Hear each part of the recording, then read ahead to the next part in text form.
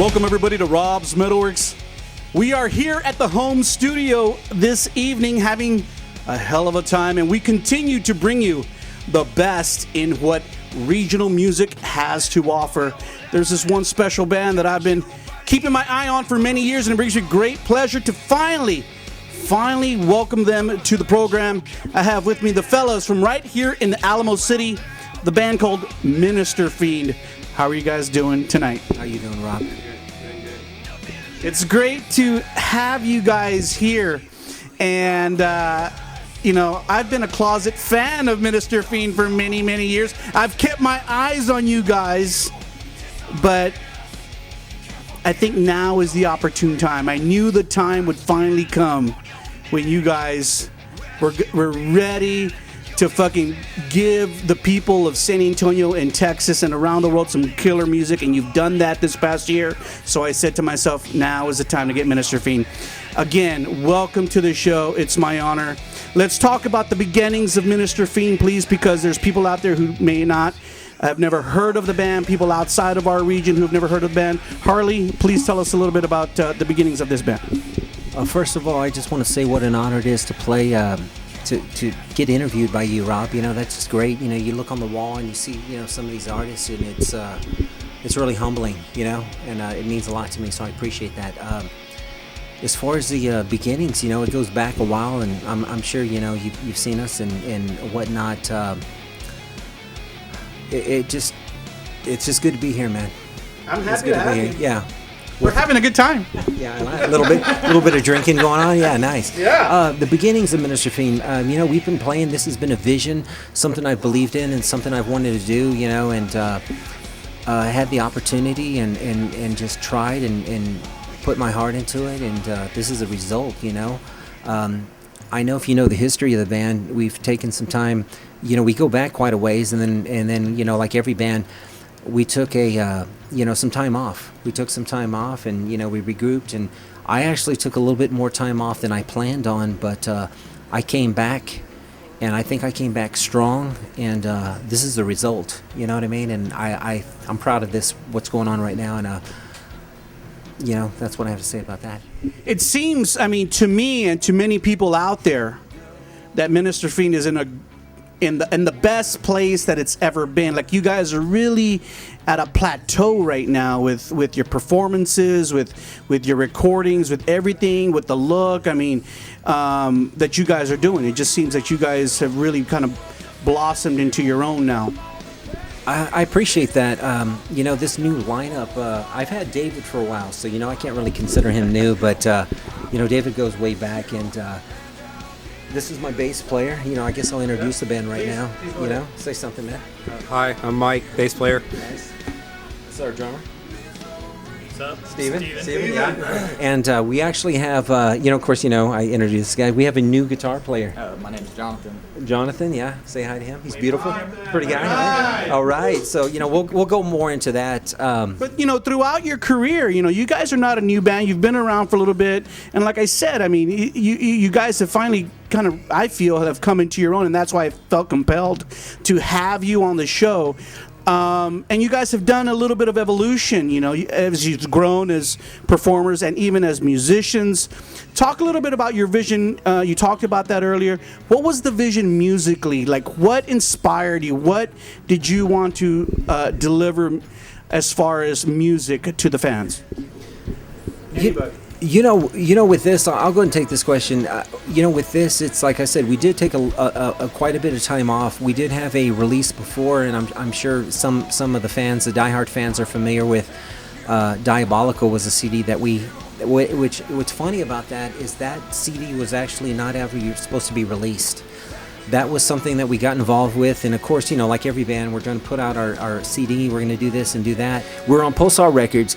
We put out the CD, and all those songs that went on there were 3 songs on there, and they're the essential Fiend songs. They're a song called Fiend was one of the track songs. Beautiful Hate and Magnificent were the 3 songs that were on there. They were produced by Brian Scott way back in the day. Yeah. And I will go back on that. We'll talk all about all that. I didn't know that. That was my vision at the point. I had Brian Scott produce these 3 songs. They came out great. I love the way they were. We got approached by Pulsar Records. We were supposed to record a full-length album. He had Sony distribution, which was a huge thing. Yeah. And we were just, the band's ready to go. I'm excited, all this bit. I didn't want to touch on this bass too much, These are my guys and everything else. But at the time, and this might make an interesting story, and of course, he'll probably get mad at me for even saying this, but Nancy Silva, are you familiar with that band? I know you've interviewed them. They're a great band, great songs, great CD. Ray was actually one of the original guitar players in that band. Yep. And at the time I had him, and I had some really, some great guys in that band, and it felt good at the time. But with the whole Pulsar thing, everything went south, and I'll make a long story short. Those songs on Diabolical, you can go to Amazon, iTunes, whatever, you can get those songs. Those songs were supposed to be demoed. All those songs were demoed songs, minus the 3 songs, which was Fiend, Beautiful Hate, and Magnificent. Those were the only songs that actually had my approval on there. And the point being is, you have to be careful when you enter an arrangement with a label or anything of that matter, because you don't have a lot of control what's going on. I don't want to talk any shit about anybody, but the CD was put out, and it wasn't official release or anything as far as I was concerned. 3 of the songs were produced and done how I thought they should have been. The rest of the song, as far as I'm concerned, is a demo format. They're basically demo songs, and I have it out there. And I just wanted to talk about that. I probably shouldn't have even, but that's what this forum is for. It's the wine talking, No, it's all good. And correct me if I'm wrong, those songs are not on Chemically Enhanced. No, they are not. Yeah. Okay, so let's talk about your new music, Chemically Enhanced. I was telling my crew before you got here, I said, let's listen to Chemically Enhanced. And, the crew had heard it before as we drive around San Antonio doing our thing. And I told them again and again, I said, I wouldn't be having this band on Rob's if I didn't love this fucking CD, man. I love Chemically Enhanced. It's a fabulous piece of work. There's a little bit of everything in there for everybody. And for people who follow us, they know that I listen to really heavy stuff, and I also really love the melodic stuff, and you guys have kind of really mixed it in there. When he actually brought to me Oblivious, just the riff, and I was just blown away. It was just heavy and aggressive and in your face, and I went from there, and I didn't even change it much. It was all David, that was just that was a cool deal. But that's a great track. That's a great track.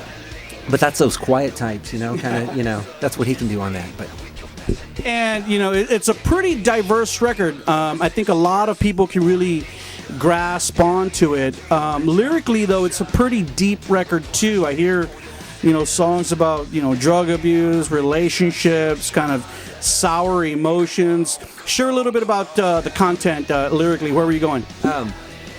Let me tell you, with Pillbox and songs like that, I just want it to come across as that song did mean a lot to me. And when you listen to it, you pop that in, you listen to it, you think it's just some, it's like the message I want is don't go out there and buy a syringe. You know what I'm saying? I actually had. It's all good times and whatnot. I actually had 2, and I really don't want to get into this because this is just a whole nother episode. I had 2 sisters of mine. They were stepsisters, and they died. I personally have never had a problem with from drug overdoses. They not drug over. It was complications to the drugs. It was along those lines. Yeah. Yes. So I don't want to say, I'm not for that, me personally. If you're, a 16-year-old kid and you're listening to this right now and you think there's nothing good that comes out of doing drugs. There's nothing good that comes out of that. The message that I put, and that was just, at the time, and I was kind of pulling in from some of those feelings, and that's what came out. But, of course, as I sit here, heavily wine-induced and drugged from my pain medicine, painkillers, you know what I mean? I'll say that. But, just say no, kids. Just say no, yeah. Yeah, I mean, I think that's one of the things too. That I mean, people have to be able to relate to the music musically, and you know, you got to rock, but yet kind of relate to the message. And I think that's what this record is delivering for the band. One thing that I found very curious when the record came out, when you sent it over to me, was the fact that this was a full-length record. There was 11 songs on there. And not many bands in this day and age, especially regional bands, are doing that. Most of them, I mean, you guys could have put out 2 EPs and kind of kept, you know, the Minister Fiend name out there for a little longer. And I think that's a marketing strategy that many bands have kind of employed. But you guys chose not to do that. So I guess my first question is why did you guys not decide not to do that? Well, it's kind of the mentality that this band has, especially with this lineup, is basically go big or go home. And with the trend that's going on, I follow a lot of the music industry trends. Everybody's releasing EPs or a single. That just seems to be the norm. And this band is not the norm. And we want to give somebody that buys the CD a sonic onslaught when they're listening to it. We don't want them to be like, oh, well, I've got 1 or 2 songs. When am I going to get the next 2? When am I going to get the next 3? We give them the full-length album, so that way it's kind of an old-school mentality. You know as well as anybody else, a lot of bands back in the day, it was full-length albums. You know, and that's kind of the mentality that we have. We want to give people what it is they want. Give them a product that they're going to like, something they're going to listen to, and that's why the songs are so diverse, because there's never... When you listen to the whole album, there's so many, and you don't get bored. You don't get bored. So that was just our mentality: is go big or go home. I think you make a couple of really good points there. I mean, definitely, if you look at it from the fan perspective, I'm getting a whole bunch of music from this band, and I'm really gonna fucking tune into who they are because I got 11 tracks to listen to. But I think a lot of bands are choosing to go this route because of money and time and things. It's more of a business thing. You guys did it for the right reason and did it for the fans.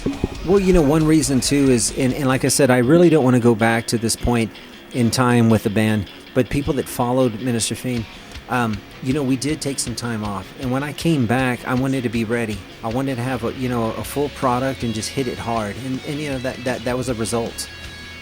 You talked earlier about Brian Scott and working with him in the past, and just because I know you and I know Brian, I know that you guys have a relationship. I also know that he produced Chemically Enhanced and did a absolutely fabulous job on it, because it sounds great on the stereo, Brian, wherever you're at. Man, I jammed that record, and I can't help but think about you too, as well as these guys. But great production, great sound as far as the sonic landscape is concerned. What was it?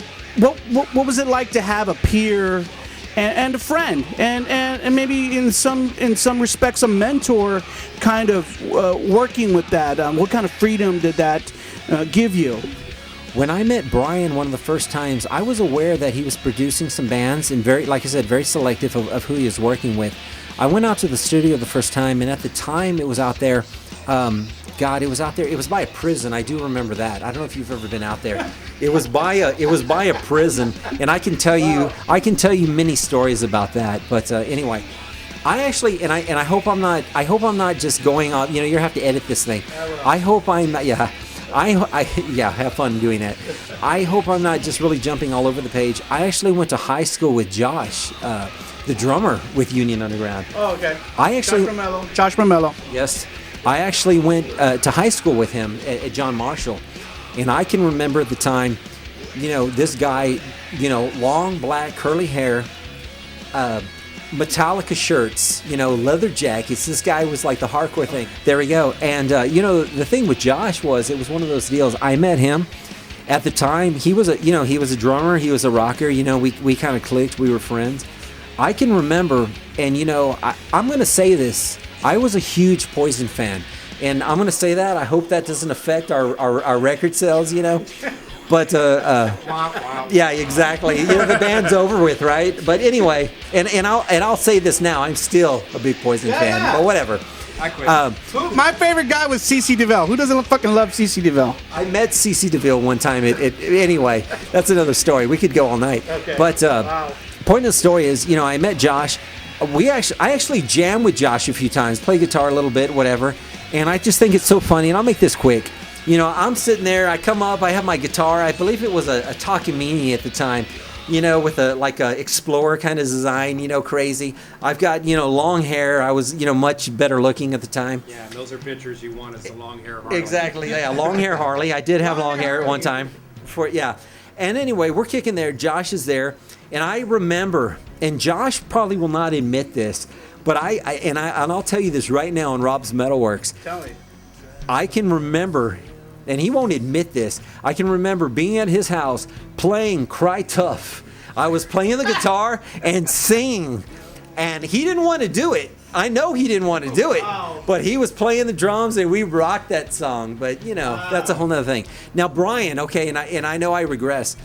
Brian, when I met Brian, and it's been so many years, I can't really remember how I actually went into that whole meeting Brian thing, I guess just about the time and whatnot. But I do remember going to Brian, and, besides Brian being a phenomenal musician, being a super cool guy, all that other stuff put aside, what sold me on Brian was I went into his studio, and there was a picture. At the time, I think him and Pat, I think they had gone to some institute or something, and they got some kind of higher education in recording, mixing, whatever. Yeah. What turned me on about that whole deal, not that he's this great guitar player, not that, whatever about Brian, charismatic, all that other shit, whatever. What turned me on about that was I went into the studio, and there was his diploma, and I forgot the name of, wherever he graduated from, saying that he's certified to record. Yeah. Which was his nonsense, you don't need a certification when you're Brian Scott. But what turned me on was there was a picture of a midget, and I hope this can be put in Rob's MetalWorks. We'll see. We'll see. I'll sugarcoat it so it goes in. There was a picture of a midget, and he was having relations with a full-size woman. Oh God. And there was a picture of this, and it was in total Brian Scott, and I hope Brian Scott, doesn't have a problem with this. He probably won't admit this. It was put up above the application of this, higher, I went to school, whatever. And, just seeing that, and just seeing that Brian Scott was this, hilarious, charismatic, whatever. And basically taking this, diploma and, that was like, dude, I have to record an album with this guy. And that started a relationship with Brian Scott.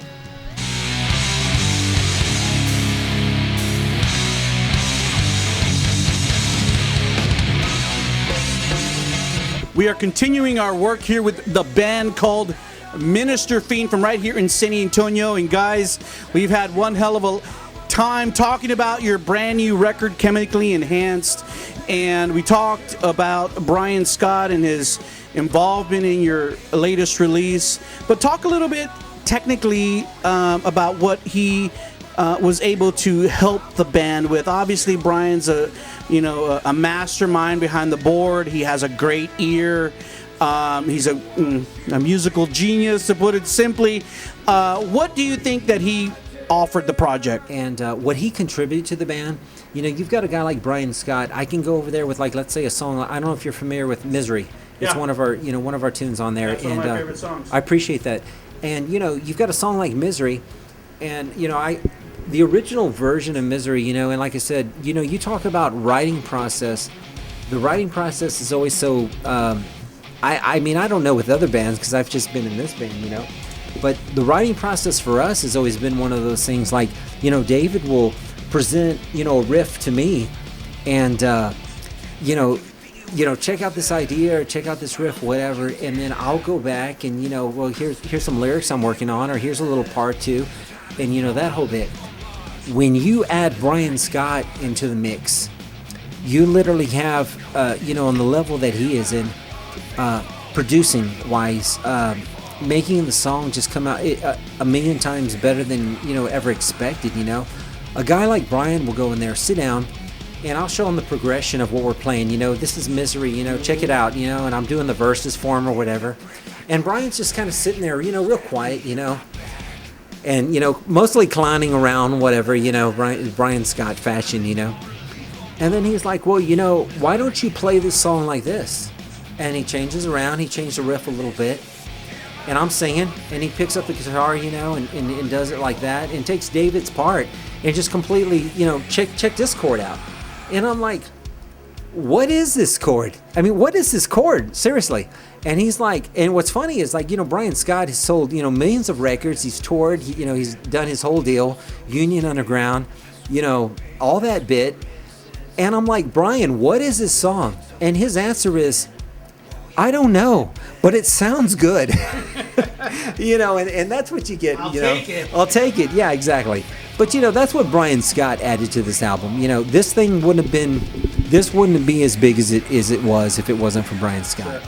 But there you go. It is what it is. But I appreciate that. I appreciate him as a friend, and I was just fortunate enough to know him before Union Underground and all that took off, and I just got in on that ground level. So that's where it is. That's awesome, man. That's awesome. Thank you for sharing so much about that relationship, because I've said this time and time again, whether you're a musician working with a producer, whether you're a marketer working with a club, no matter what we do in the music industry, it's all about relationships. It's all about relationships. Let's talk about getting Chemically Enhanced out to the greater public, because when I listen to this CD, just because of the songs and the production level, I feel like, this could be a CD that could get signed. This could be on someone's record label and be out there. Anybody want to share a little bit about, has there been any effort on the band's part to kind of really secure a record deal? Or in this day and age, is that something that doesn't interest you? Mike, why don't you answer that? The funny thing about looking at like label interest or anything like that, it's I like I had said before, I kind of really get into detail work when it comes to like the music industry, record labels, what they can offer, what they say they're going to do, and then what they don't do. There are a lot of bands that believe that this is the way to go. Get a record label. You get a record label, you're gonna be taken care of. But unfortunately, that's not always the case. As far as shopping this Chemically Enhanced, when we put this out, my ideas on this whole thing personally, and like I said, I hope I'm not talking over you guys, but my ideas with this thing was I didn't even care about the whole label, the this or that, the business part of it. I just, we'd taken some time off. I wanted to put out a good product. I wanted to put out songs that I believed in. And, that was the main concern. With the experience that I had with Pulsar, and like I said, I don't want to get into that and cause problems, with that whole bit. But I wanted to have 100% of control of what I'm doing. Sure. And, the guys agree with me.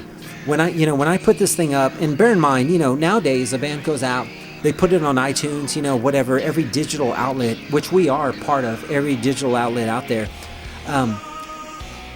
Basically we make, every dollar that's sold on that, but, minus, we get that. It's not like you're a label, you have to pay this, and like I said, back to the Davey Suicide, with the standby, I'm not saying if we were approached with that we wouldn't consider it.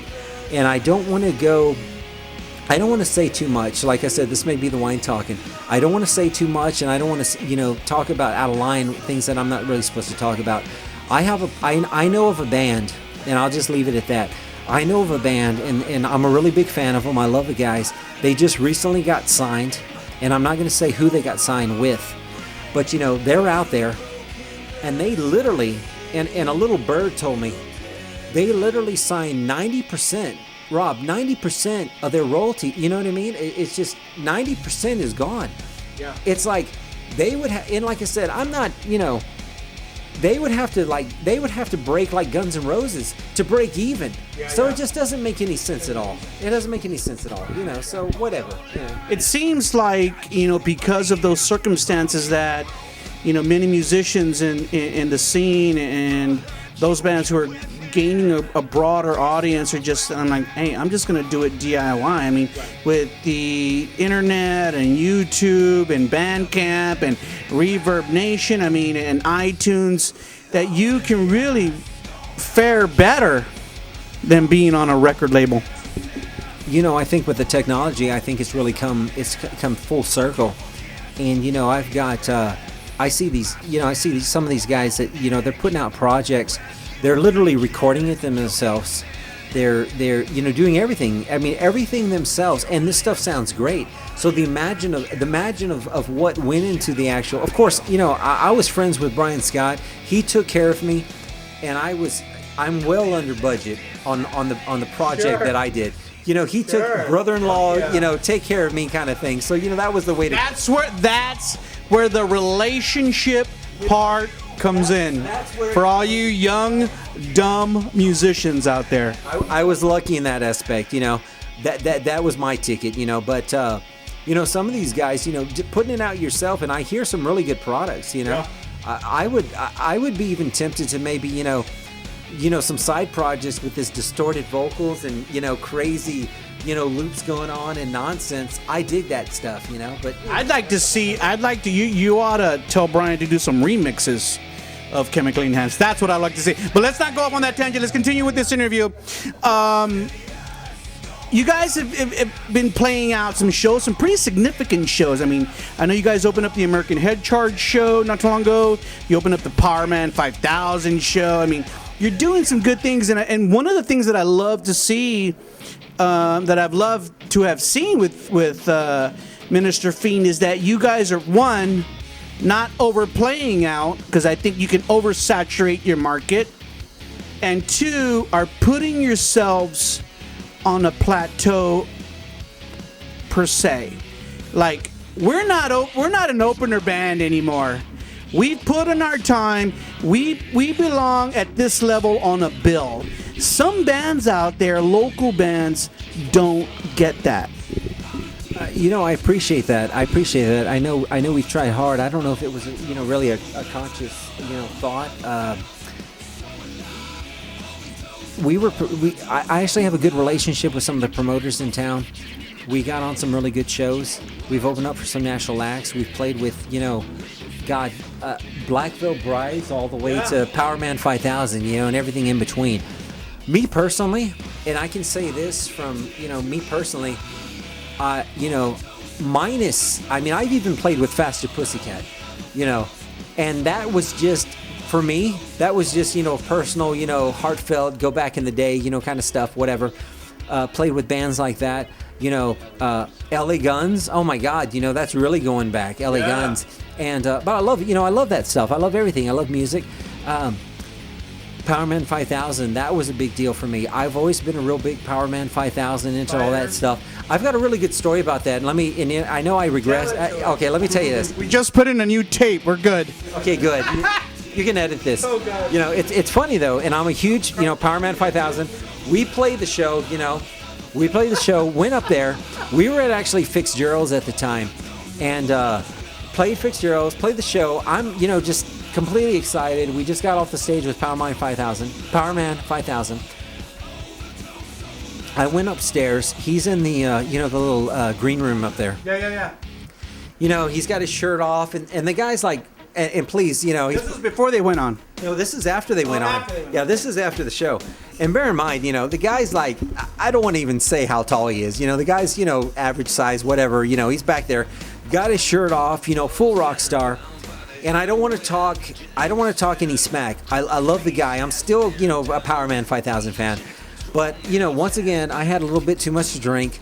And I just walked in the green room, which is unheard of. Just walked in, boom. Like, hey, man, you going to take a picture with me? Whatever.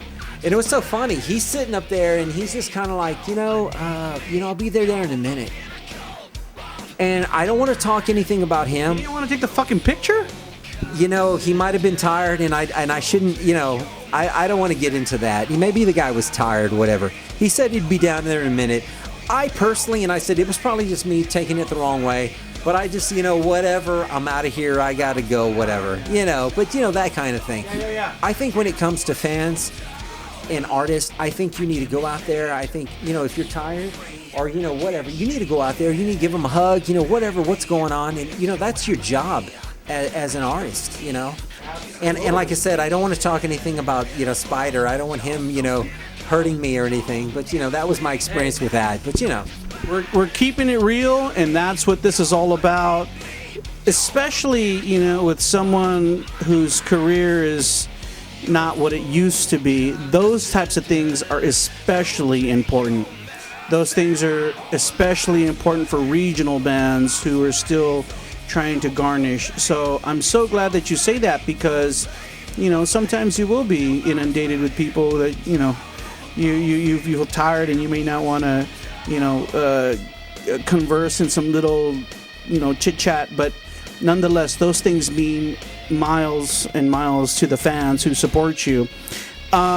So now we're here about to enter the fall of 2016.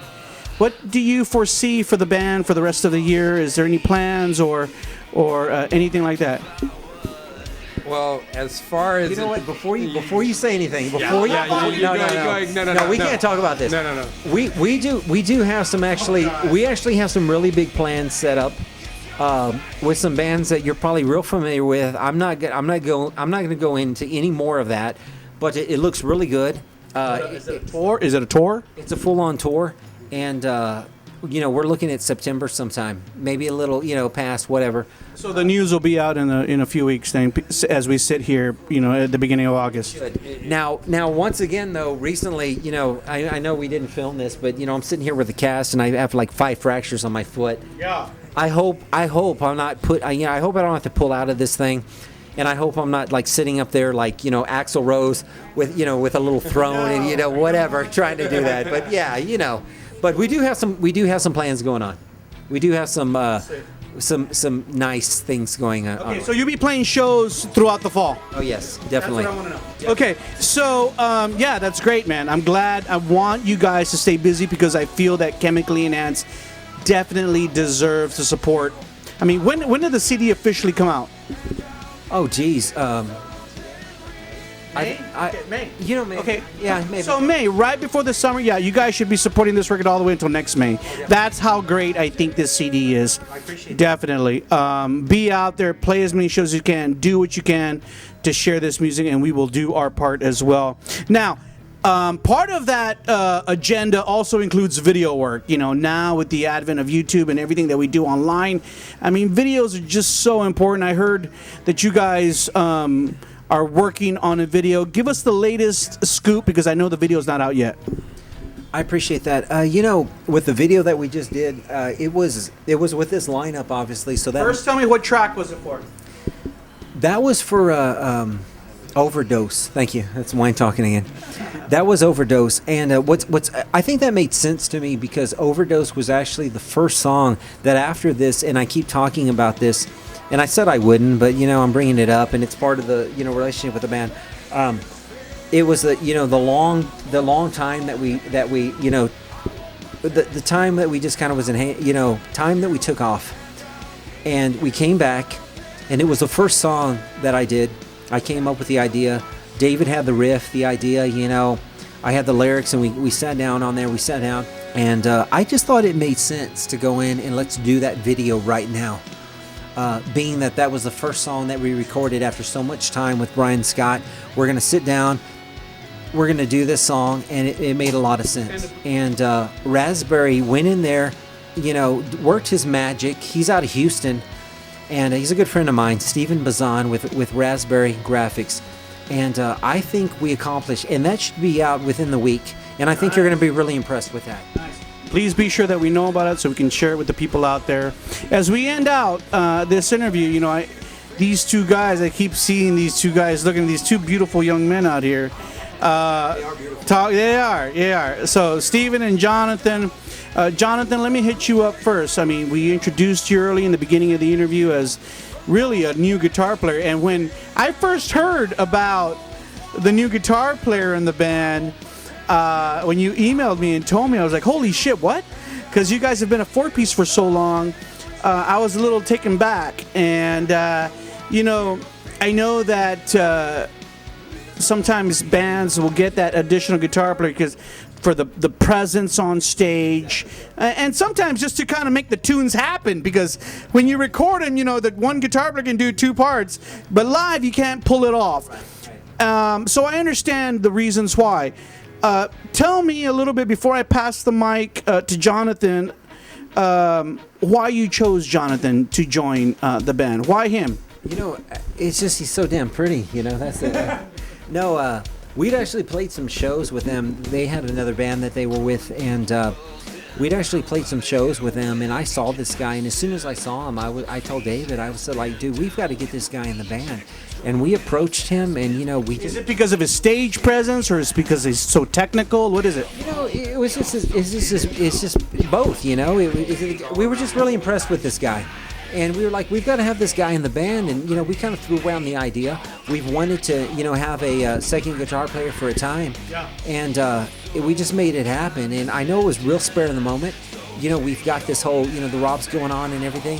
And we just threw it in there and we went with it. And I'm pleased. I'm real pleased. So let me pass the mic over to Jonathan. Jonathan, share a little bit about what it's been like working with the band thus far. Well, so far I've only been with the band about a week, but I'm really excited to see what this is going to bring for me. And I'm really excited to see how he'll be able to show out on stage, because I know with having a rhythm guitarist in the band, I know he'll be able to play more like a lead guitarist like he wants to. And the music is amazing. Talk a little bit about where you're from. I'm actually from Victoria, Texas. It's about 2.5, 3 hours, a little farther down south. But I'm making a big move this coming Saturday, so I can be closer to the band and, put my 110% into it. Are you familiar at all with the San Antonio scene? A little bit. I come here for concerts all the time. Yeah. Cool. But I'm pretty excited. All right.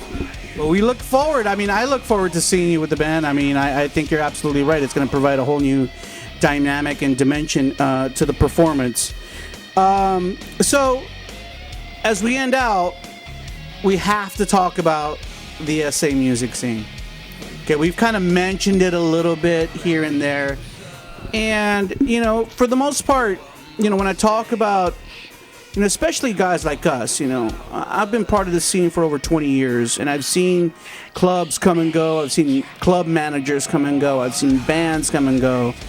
And yet I've seen people stay and stay and stay.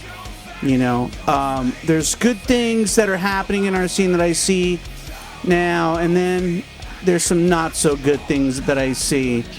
From your perspective, you guys are veterans a little bit. Talk a little bit about how you feel about what's happening in San Antonio. Let me ask Steven first. Steven, to provide a little bit of feedback. I originally have been going to the Rabbit and every other venue that I could possibly ever go to since I started out. As a fan, when you were a young man, right? Yeah. And I guess that's what kind of got me into the whole music scene about it. And ever since then, become more and more, how can I get closer to the band? How can I help out? So I started out doing lights. Then I started doing sound. Then bands started asking me, hey, would you like to play with us? So that's how you get your foot in the door. You just got to be super helpful. I know it seems like you're going to get used a lot at first because everyone's going to be having you do other things that you want to be doing. But you get your foot in the door, and then you end up in a project like this. And you actually go somewhere with it. And then that, from there, can just change your whole perspective on life and how you're going to see it from there on. And Steven, you're fairly new with the band, right? Yeah, I've been with the band for about a year now. Because he and I we've only been in the band for a year. Yeah. And it was, I've been friends with David for, 16, 17 years now. And with Harley for the same amount of time. And Steven coming into the band and myself coming into the band, it's been cool. It's been a very exciting time in my life, and as far as him too. With Jonathan being at it, there's, possibilities are endless. When it comes to the music scene, how you had asked, I think a lot of it is nowadays, back in the day when there were bands back in the early 2000s or late 90s or whatever, there was a camaraderie. There was everybody looking out for each other and, hey man, I'm going to do a show. We want you to do a show with us. Hey man, you want to do a show with us? We're going to do a show with y'all. And venues were accommodating. They were like, hey, whatever y'all want, dude, we'll do it. And nowadays, unfortunately, I think it's just money has played a big part in it. And a lot of bands don't really get the opportunity that we used to get back in the day. And with this band, me and Steven being with them for, a little over a year, we've had some great shows. Orgy, Thrill Kill Cult, American Head Charge, Power Man 5000, just all these amazing shows. And that's the only thing that's, makes it even worth it. And seeing the fans get off to what it is you're doing. And, the music scene, it's there. It's there. It's growing. But I think everybody needs to kind of come together and just say, hey, man, this is about the music, first and foremost. I don't care how much money you're going to make. It's about the music. You just say just a great, you just make a great point there because, one of the things that I've kind of always said is, there's people in the music scene who do what they do for some type of money. And then there's some of us who do what we do just because of the passion and because we love heavy music and we want to support bands, for whatever reason. I think at the end of the day, everyone just has to have a little bit of goodwill. So as we end out, any last words for the people out there in San Antonio and around the world who will see this interview? Anything I missed? Anything you want to share with the fans about Chemically Enhanced and the band? I started this project years ago, before it was even Minister Fiend, with a good friend of mine. His name was Bobby Rather. He was a drummer. You like that, Bobby? And, that just started the spark, and I had that interest. I wanted to do it. I just had that passion for music, and I kept on with it. I kept putting my heart, my soul into all this, and it became this, And I just want to say thank you to everybody, all our fans. I want to thank Rob MetalWorks for having us on here, which is just a great honor being around, this whole aspect of this. And go out right now and buy Chemically Enhanced, and that's it. And thank you. Any last words, David? Anything you want to share?